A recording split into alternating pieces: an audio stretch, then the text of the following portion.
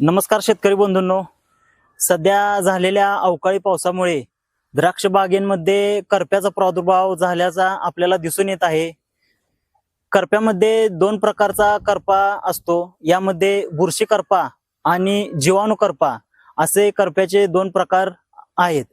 तर बुरशी करपा आणि जीवाणू करपा ओळखायचा कसा हे आपण आता पाहणार आहोत. बुरशी करप्याचा प्रादुर्भाव पानावर झाला असल्यास पानावर चित्रात दाखवल्याप्रमाणे अशा पद्धतीचे गोल आकार काळे ठिपके पडतात आणि त्याच्या भोवती अशा पद्धतीची पिवळसर रंगाची एक गोल रिंग तयार होते आणि हे ठिपके आपल्याला एखाद्या पक्ष्याच्या डोळ्याच्या आकाराप्रमाणे असल्याचे आपल्याला दिसून येते.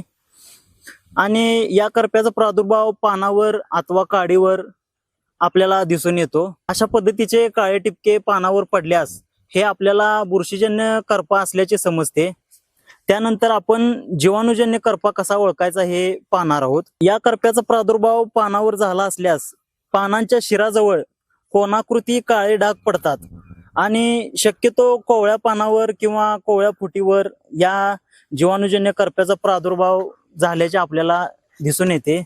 आणि जसे जसे हे ठिपके मोठे होत जातील तसे पान खराब होऊन पान शिराजवळून फाटण्याची शक्यता जास्त असते.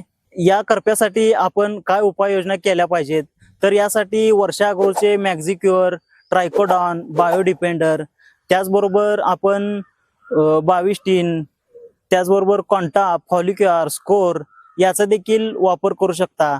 आणि जीवाणू करप्यासाठी देखील मॅक्झिक्युअर, त्यानंतर ट्रायकोडॉन, बायोडिपेंडर आणि कॉपरयुक्त बुरशीनाशके, यामध्ये कोसाइड असेल, ब्ल्यू कॉपर असेल, त्याचबरोबर वेल्डामायसिन, स्ट्रेप्टोसायक्लिन याचा देखील आपण फवारणीद्वारे वापर करू शकता. माहिती कशी वाटली हे आम्हाला कमेंटद्वारे कळवा.